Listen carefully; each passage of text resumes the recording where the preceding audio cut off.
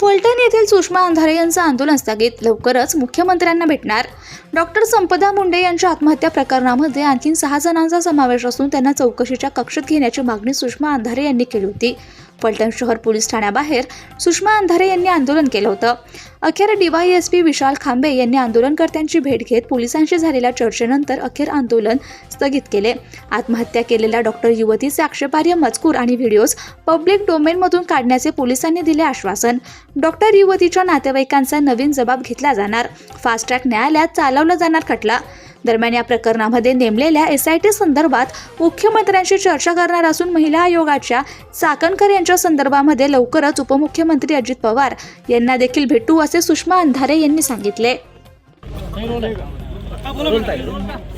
Doctor संपदा मुंडे यांचा जो अत्यंत संशयास्पद मृत्यू आहे, ज्याच्या संबंधाने अनेक प्रश्न आपले आहेत, या प्रश्नांवर आपली जी काही मांडणी आहे त्या मांडणीत आपण वारंवार आपला कन्सर्न स्पष्ट केलेला आहे की चौकशीच्या कक्षेत आम्हाला 6 नावं हवी आहेत। आपल्याला ज्या पद्धतीने एका आपल्या मुलीवर जे शिंतोडे उडवायचा प्रयत्न झाला आणि त्याचे अनेक व्हिडिओज YouTube चॅनलवर चालवले गेले, त्या संबंधाने DYSP खांबेजींनी आता एक आपल्याला असं सांगितलं की ते त्यांच्याकडून पत्र देत आहेत। त्यांना दिसू द्या की ते त्यांच्याकडून पत्र देत आहेत, ते गुगलला पत्र देत आहेत आणि यूट्यूबला पत्र देत आहेत की ज्या देत आहेत तसं त्या पत्रावरून तो जो सगळा आक्षेपार्ह कंटेंट आहे तो सगळा कंटेंट पब्लिक डोमेनमधनं काढला जाईल।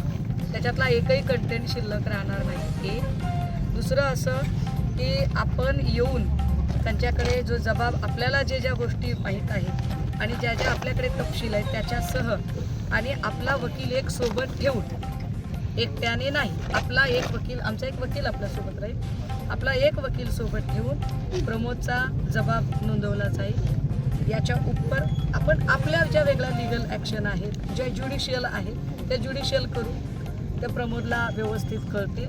आत्ता इथे त्यांच्या अधिकार कक्षेतल्या ज्या 2-3 गोष्टी आहेत त्या 2-3 गोष्टी त्यांनी मान्य केलेल्या आहेत। ज्या 2 महत्त्वाच्या आहेत ती SITच्या संबंधाने, ती त्यांच्या अधिकार कक्षेतली बाब नाही आहे, त्याच्या संबंधाने जसे आता आपण आत्ता इथे बसलोय अगदी त्या पद्धतीने आपण एकदा CM सोबत बसूया, CMला एकदा बोलूया की तुम्ही नेमकं काय ठरवलेलं आहे ते, आणि दुसरं आपण DCM अजितदादांच्याकडे एकदा जाऊया की ज्यांनी हे शिंतोडे उडवायचा प्रयत्न केला त्यांच्यावर आपण काय ॲक्शन घेणार आहात। ह्या 2 पुढचे टप्पे आपण करूया। इथे आता आपल्याला जे गोष्ट हवी होती ज्या बाबींवर, is it clear, agree with me? हां, तर ह्या सगळ्या गोष्टीवर म्हणजे मी जे सांगते ते आपला मुलगा त्याच्यासमोर सांगत आहे आणि त्या गोष्टी त्यांनी ॲग्री केल्या आहेत। त्या मलाही त्यांच्या ज्या प्रशासकीय चौकटीतल्या ज्या गोष्टी आहेत त्या कळत आहेत की ते कोणत्या गोष्टी करू शकतायत आणि कोणत्या नाही, पण त्यांच्या कक्षेतल्या ज्या बाबी आहेत त्या त्यांनी करायला येस म्हटलेला आहे। जो मधला जो एक डेडलॉक होता तो कदाचित त्यांचा तुटलेला आहे, त्यामुळे आम्हालाही काही तुम्हाला त्रास देणे किंवा विनाकारण लॉ अँड ऑर्डरचा प्रश्न निर्माण करणे हे आमच्याही काही याच्यात नाही आहे। अपेक्षा ही असेल की इथून पुढचा तपास आपण व्यवस्थित कराल, अर्थात तो तपास ज्युडिशियलकडे जावा यासाठी आम्ही आमचे वेगळे प्रयत्न अजून चालू ठेवू। थँक्यू।